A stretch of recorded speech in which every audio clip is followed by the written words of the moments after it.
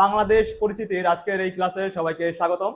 আজ আমাদের আলোচ্য বিষয় বাংলাদেশের বন্দর নগরী এবং বাণিজ্যিক রাজধানী চট্টগ্রাম বিভাগ নিয়ে, যেটির পূর্ব নাম ছিল ইসলামাবাদ, যেটা প্রতিষ্ঠিত হয় 1829 সালে। চট্টগ্রাম বিভাগের মোট জেলা রয়েছে 11টি।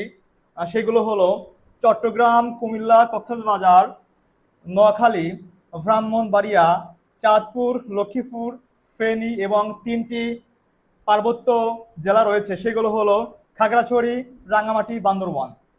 আয়তনের দিক থেকে বাংলাদেশের বৃহত্তম বিভাগ হচ্ছে চট্টগ্রাম, যেটির আয়তন 34,529 বর্গ কিলোমিটার এবং জনসংখ্যা প্রায় 3,32,00,000।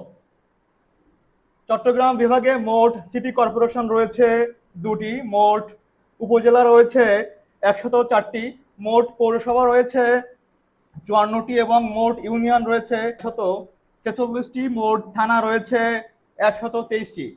চট্টগ্রাম বিভাগের সদর দপ্তর চট্টগ্রাম শহরেই এবং মোট সংসদীয় আসন রয়েছে 58টি। আয়তনের দিক থেকে বাংলাদেশের সর্ববৃহত্তম বিভাগ হচ্ছে চট্টগ্রাম, যেটা আমরা আগেই বলেছি।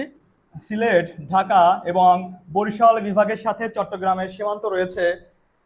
চট্টগ্রাম বিভাগের মোট শিক্ষার হার 71.1%।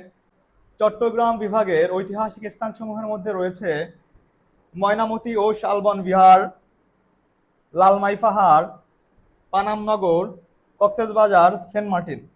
সবাইকে ধন্যবাদ আমাদের সাথে থাকার জন্য। দেখা হচ্ছে পরবর্তী ক্লাসে।